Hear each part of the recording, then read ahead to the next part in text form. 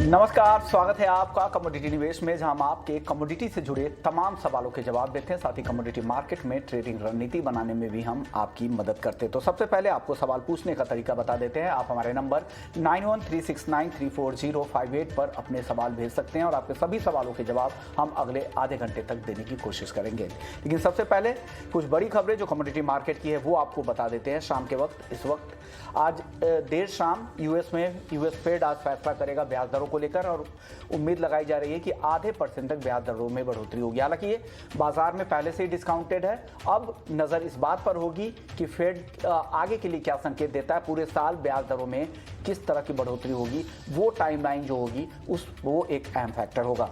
वहीं रूस से क्रूड इंपोर्ट पर यूरोपियन यूनियन अब अगले 6 महीने पे पूरी तरह से पाबंदी लगाने पर विचार कर रहा है और उस खबर के बाद से कच्चे तेल में आज जबरदस्त तेजी दिख रही है। करीब 4% की मजबूती हम कच्चे तेल में देख रहे हैं। उसके बाद नेचुरल गैस 2 दिनों की बड़ी तेजी के बाद आज यहां पर सुस्ती, एक दायरे में ही कारोबार हो रहा है। चलिए अब नॉन एग्री की बात, कुछ एग्री मार्केट की भी अहम खबर बता दें। उस अहम खबर में है कि गेहूं उत्पादन का अनुमान, जो सरकार के जो नए आंकड़े आए हैं वो अब 10.5 करोड़ टन गेहूं उत्पादन का अनुमान है। जो पुराना अनुमान था वो 11.13 करोड़ टन उत्पादन का था, जो पिछले अनुमान से करीब ये 60 से 63 लाख टन कम का अनुमान है। और हमने पहले भी बताया था ईटी नाउ स्वदेश पर कि गेहूं उत्पादन इस साल कम रह सकता है क्योंकि वेदर क्लाइमेटिक चेंज की वजह से यहां पर उत्पादन घटने की संभावना है। इसके अलावा कुछ और बड़ी खबर यह है कि सरकार rice brand oil import duty में बड़ी कटौती का ऐलान कर सकती है और आज हमसे खास बातचीत में फूड सेक्रेटरी ने इस बात को माना भी है कि हम अलग अलग विकल्पों पे, पाम तेल के अलग अलग विकल्पों के इंपोर्ट पर विचार कर रहे हैं। इसके अलावा कुछ और खबर जिसमें ग्वार में आज काफ़ी बिकवाली है, मसालों में लेकिन दायरे में कारोबार हो रहा है। वही कॉटन हल्की तेजी के साथ कारोबार, लेकिन कॉटन केक में 2% तक की तेजी है। तो ये कुछ बड़ी खबरें जिन पर आपको नजर रखनी चाहिए। लेकिन एक अहम और एक्सक्लूसिव खबर आपको बता देते हैं कि ईटी नाउ स्वदेश की 2 एक्सक्लूसिव खबर पर आज मुहर लग गई है। फूड सेक्रेटरी सुधांशु पांडे ने कहा है कि सरकार खाने के तेल की कीमतों को कम करने के लिए पाम तेल के विकल्पों के इंपोर्ट की योजना बना रही है। साथ ही गेहूं उत्पादन का अनुमान अब सरकार ने भी घटा दिया है। फूड सेक्रेटरी ने खास बात की हमारे सहयोगी समीर दीक्षित से, आइए सुन लेते हैं। Food Secretary is with us, and thanks a lot for joining. So my first question is, would like to understand that currently what is the situation at front of wheat? What stock do we have? Is there any revised estimate in terms of procurement? And also an important question regarding the wheat export policy. Do you think so that this is a time that we have to once again review the wheat export policy? Your take on that? See, we have sufficient stocks of wheat. We had 190 lakh metric tons of opening stock. We have about 195 lakh metric ton of the expected procurement. Around 175 has already happened. We still have procurement going on till 15th of June. So sufficient time, and we should easily get around 20 lakh metric ton more. So even after catering for all the programs and schemes, we will still be left with about 80 lakh metric ton of wheat, which is more than the buffer stock required, which is 75 lakh metric ton. So therefore, we are in quite comfortable position. And this meets the requirement of the PMGKY also. And your take on the wheat export part? Is there any wheat export? We are facilitating in every possible way, because this is good time for farmers and exporters to get market access globally, and our position in terms of overall grain is comfortable. Just now you said that Turkey has given a market access. What all new destinations that you are looking apart from the tradition? We have got couple of countries in Europe also. Queries have come, and APIDA will be soon leading a delegation to some of these countries to promote wheat export. One last one, edible oil, because it is quite a burning issue. Regarding the prices part, it has been suggested that the prices may further escalate. Is it a comfortable situation as of now? What steps likely the government may take in coming days? See, now we very clearly see that the worst is over and the prices will now come down, because the Indonesian ban on the palm oil was temporary. Exactly. Right? And therefore now Eid al-Fitr has gone, and we hope that the ban will be lifted soon and the availability of prices the oil will be there in the market and prices will come down. And Raj brand oil, you just said that the states might go for this GST aspect. This is what we feel, that this is one of the secondary oils, domestic oil, and rice bran oil could be a good source. We can produce about 18 to 20 lakh metric ton domestically, and therefore any diversion to the cattle feed can be avoided, and the oil, which is a better value added product, can be made use of. तो आज सुबह से ही हम बता रहे थे आपको खबर कि पाम तेल के अन्य विकल्पों के इंपोर्ट पर सरकार विचार कर रही है और सरकार की इस तरह की योजना भी है। उस खबर की पुष्टि आज खुद खाद्य सचिव हमारे सहयोगी के साथ बात करते हुए कर दी है। साथ ही गेहूं उत्पादन का जो अनुमान है वो घटने का अनुमान हमने पिछले हफ्ते ही बताया था। अब सरकार भी मान रही कि गेहूं उत्पादन जो क्लाइमेटिक चेंजेज हुए हैं, वार्म वेदर की वजह से गर्मी जल्दी आ गई, उस वजह से उत्पादन यील्ड पर असर हुआ है, जिससे उत्पादन जो पिछले साल का जो उत्पादन था उससे भी कम रह सकता है। तो एक दो अहम खबर। चलिए अब लौटते हैं वायदा बाजार की ओर। हमारे साथ दो मेहमान भी बने हुए हैं। अनुज गुप्ता हैं IIFL सिक्योरिटी से, अजय केडिया है केडिया कमोडिटी से। आप दोनों ही मेहमानों का स्वागत है। सबसे पहले केडिया जी, कच्चे तेल में काफी तेजी दिख रही है।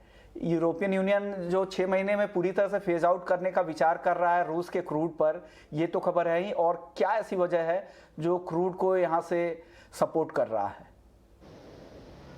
नमस्कार विष्णु जी।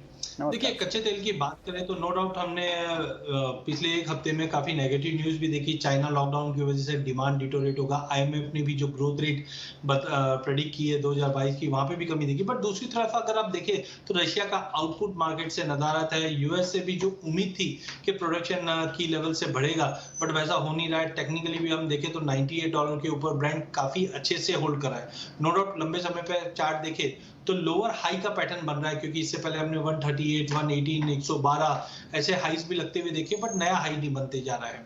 तो टाइमिंग मुझे लगता है कि एक तरफ कोरोना का कंसर्न्स बढ़ रहा है, जिसकी वजह से प्राइसेस में ड्रॉप आया है, बट अभी भी प्राइसेस 98 से लेकर 112 के रेंज में ही ब्रेंट ट्रेड करता हुआ दिख रहा है। तो टाइमिंग मुझे लगता है कि जो EU रूस है वहां से भी हम देख रहे हैं कि अभी भी एनर्जी को लेकर कहीं ना कहीं कोई असमंजस वाली स्थिति बनी हुई, जिसकी वजह से नेचुरल गैस और क्रूड दोनों में ही हमने तेजी देखी है। तो ये रैली है, मुझे लगता है टाइमिंग चलती रहेगी, बट थोड़ा संभल के ट्रेड कीजिए, बिकॉज रोज हम देख रहे हैं कि 2-3% की गिरावट आती है, अगले दिन सुबह देखते हैं मार्केट में फिर से जंप आता है। तो एक ब्रॉडर रेंज 7500 से लेकर 8300 का बन चुका है डोमेस्टिक मार्केट पे। उसी को देखते हुए लगता है कि आज की जो रैली है ये थोड़ी बहुत कंटिन्यू कर सकती है। जो 83-8350 तक का लेवल एक बार दिखा दे, बट करेक्शन भी सामने हाथों हाथ दिखते रहेगा। आज रात को जो फेड के अपडेट्स आने हैं वो भी क्रूड है या बाकी कमोडिटी, उसको भी इंपैक्ट डालता हुआ दिखाई देगा।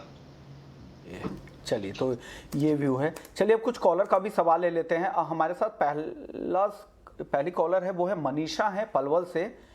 इनका सवाल कॉपर और जिंक का इंट्राडे के लिए टारगेट जानना चाह रही हैं। अनुज जी, कॉपर और जिंक इंट्राडे के लिए क्या टारगेट दे रहे हैं शाम के सत्र के लिए? पुष्पमोहन जी, गुड आफ्टरनून। देखिए, हमें लगता है कि बेस मेटल में जो गिरावट यहाँ पर बढ़ी है, हमने देखा है कि जो 2020 के बाद का पूरा चैनल था टेक्निकल चार्ट पे, वो ब्रेक डाउन हुआ है।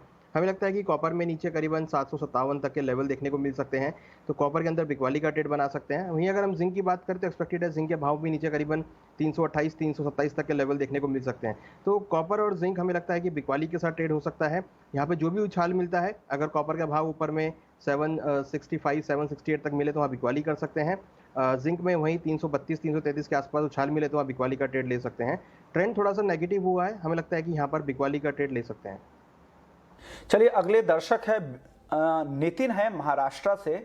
सोयाबीन में आगे क्या लग रहा है, ये सवाल है। किसान है। केडिया जी, क्या सलाह देंगे सोयाबीन को लेकर?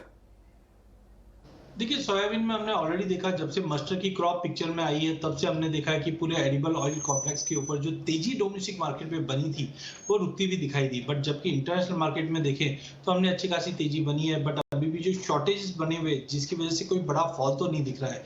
बट ध्यान रखिए कि जून ऑनवर्ड्स हम सोयाबीन की स्विंग में भी बढ़ोतरी देखेंगे, चाहे हम डोमेस्टिक मार्केट की बात करें चाहे इंटरनेशनल मार्केट की। और साथ में जो गवर्नमेंट ने DOC इंपोर्ट की बात की है उसका भी एक असर नेगेटिवली प्राइसेस पे पड़ता हुआ दिखाई दे रहा है। बट हम ये बोल सकते हैं मई मंथ में कोई सीवियर फॉल तो नहीं, मार्केट कंसोलिडेट करता हुआ दिखाई देगा।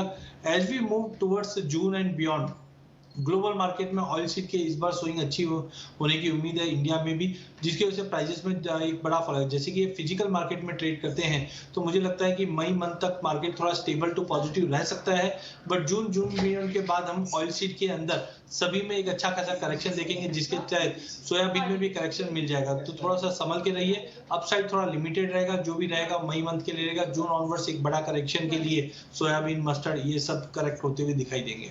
ओके, चलिए अगले दर्शक हैं विपुल सेठ हैं अहमदाबाद से। अनुज जी, इनका सवाल है फिजिकल गोल्ड को लेकर। सवाल है 24 कैरेट गोल्ड का एक महीने का क्या टारगेट आप देख रहे हैं? देखिए विश्वमोहन जी, अभी हमने रिसेंटली गोल्ड में गिरावट आते हुए देखी है और डॉलर इंडेक्स में भी हमने बढ़त देखी है, तो उसकी वजह से सभी कमोडिटी प्राइसेस कूल और डाउन होते हुए दिखे हैं। एक महीने में हमें कोई बढ़त देखने को एक्सपेक्ट नहीं है कि भाव यहाँ से बढ़ेंगे। हमें लगता है कि ऊपर में 53,000 और नीचे में करीबन 49,000 ये रेंज टाइट रहेगी।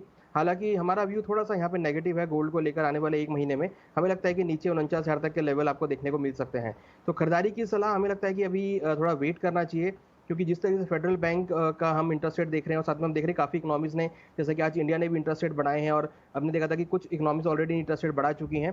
तो फेडरल बैंक की स्टेटमेंट इंपॉर्टेंट रहेगी। और जिस तरीके से डॉलर इंडेक्स 20 साल के हाइस पर आया है और आगे भी एक्सपेक्ट कर रहे हैं कि वो और ऊपर जा सकता है, तो गोल्ड और सिल्वर के भावों में हम एक महीने में अभी फिलहाल कुछ नरमी एक्सपेक्ट कर रहे हैं। हमें लगता है कि भाव नीचे गोल्ड के 49,000 तक देखने को मिल सकते हैं। ओके, अब दो दर्शकों के सवाल एक ही हैं। एक है राज पुरोहित है दिल्ली से, चांदी का इस हफ्ते का आउटलुक जानना चाह रहे हैं। साथ ही एक और दर्शक है एमपी से, वो भी चांदी का ही इस हफ्ते का आउटलुक जानना चाह रहे हैं। क्या अजय केडिया जी क्या सलाह देंगे, इस हफ्ते का क्या आउटलुक है चांदी के लिए? हमने काफी अच्छी गिरावट, हमने 10% की गिरावट पिछले 15 दिन में ही देख ली है। इंटरनेशनल में भी $22 का सपोर्ट ले रहा है, डोमेस्टिक मार्केट पे भी 62 का एक बेस बनता हुआ दिखा है। सबकी उम्मीद यही है कि इंटरेस्ट रेट 0.5 से बढ़ेगा तो ये कहीं ना कहीं प्राइजेस के अंदर एक दबाव लाता हुआ दिखेगा। बट हमें लगता है कि पिछले 15 दिन के अंदर इतना दबाव आ चुका है कि प्राइजेस बेस बनाता हुआ दिखाई दे रहा है। और जिस ढंग से हमने देखा कि इन्फ्लेशन कंट्रोल के बाहर है, तो मे भी पॉसिबल है आज के जो स्टेटमेंट फेड से आएंगे वो कहीं ना कहीं एक सरप्राइज दे सकता है मार्केट में। 0.5 का रेट हाइक तो होगा, बट आगे के रेट हाइक के लिए एक रिव्यू होना बहुत जरूरी होगा, जिसके चलते मुझे लगता है कि $150 की गिरावट गोल्ड में और चांदी में भी हमने ऐसे ही रूप से जो गिरावट देखा है, इसको सपोर्ट मिलता हुआ दिखेगा। तो मुझे लगता है कि थोड़ा सा वेट एंड वॉच कीजिए आज के सेशन के लिए, क्योंकि शाम को इंपॉर्टेंट है। बट मुझे लगता है कि 62,000 के स्टॉप लॉस से अगर लिया जाए तो इमीडिएटली आज के लिए तो 63,600 है, बट ओवरऑल मुझे लगता है 64,500 600 तक के भी लेवल वापस देख पाएंगे। फेड की जो अपडेट आएगी अगर बुलियन को सपोर्ट कर जाती है तो ये हम जम देख पाएंगे। केडिया जी, अब आपके लिए एक सवाल है। ये आपके बड़े फॉलोअर हैं, पवन है हिसार से। कॉटन केक वायदा का ये रेंज जानना चाह रहे हैं, मई कॉन्ट्रैक्ट का भी और जून कॉन्ट्रैक्ट का भी। किस रेंज में आप कॉटन केक वायदा को देखते हैं? देखिए, कॉटन सीड ऑयल केक में जैसे मैंने पहले भी कहा था कि सितंबर से तेजी बनेगी, जो 4,000 तक का लेवल आएगा। जनवरी में हमने 3400 का लेवल देख लिया था, जिसके बाद लग रहा था कि मार्केट एक दायरे में रहेगा जो 3,000 से 3400 का रेंज रहेगा। अगर 3400 का लेवल तोड़े तो हमने ऊपर में व्यू भी 4,000 का रखा था, बट हमने देखा कि पिछले हफ्ते 3,000 का लेवल ब्रीच किया, जिस दिन से हमने एनसीएक्स क्वालिटी थोड़ी हल्की थी, जिसके चलते फिजिकल मार्केट में कोई बायर नहीं था। बट अब जो एनसीएक्स की क्वालिटी है उसका प्राइसिंग अगर हम देखें, जो 2780 का लो मारा था या 2800 का भाव हमने देखा था, ये काफी परफेक्ट बैठता है। दैट डजंट मींस के बहुत ही बड़े रॉकेट होकर मार्केट हम यहाँ से भाग जाएगा, बट अगले 15-20 दिन तक मार्केट कंसोलिडेट करेगा, जो 2750 से लेकर 3,020 ये दायरे में ही ट्रेड करेगा। बट कहीं ना कहीं जो हम स्टॉक की बात करें और कंजम्पशन की बात करें, इसमें डिस्पैरिटी रहेगी, क्योंकि कॉटन के जो क्रॉप एस्टीमेट है वो गवर्नमेंट के और फिजिकल ट्रेडर्स के काफी डिफरेंशिएट रखते हैं। तो हम ये बोल सकते हैं जो 3200-3300 के भाव थे वो फिजिकल मार्केट में कोई जस्टिफाइड नहीं दिखाई दे रहे थे, क्वालिटी के चलते डिमांड नहीं थी। बट अब जो करेक्शन आ गया है ये प्राइजेस को सपोर्ट करेगा। तो टाइमिंग अगले 15-20 दिन 10 जून तक मुझे लगता है प्राइजेस 2750 से लेकर 3,020 के बीच में ही ट्रेड करेंगे। बाय ऑन ड्रॉप की रणनीति अपना के चलिए, बट पोजीशन थोड़ी सी कम रखिए, क्योंकि जनरली मार्च के बाद हम एक्स्ट्राऑर्डिनरी बड़ी तेजी नहीं देखते हैं। अब गिरावट ले चुके हैं तो सपोर्ट मिलेगा। अगले दर्शक है दविंदर है लुधियाना से। क्रूड इनके पास पुरानी खरीद है 7,640 पे और 7,730 पर, दोनों शॉर्ट पोजीशन है। अनुज जी क्या सलाह देंगे? देखिए विश्वमोहन जी, अगर हम देखें इंटरनेशनल मार्केट में तो 110 112 डॉलर काफ़ी स्ट्रॉन्ग रेजिस्टेंस जोन है।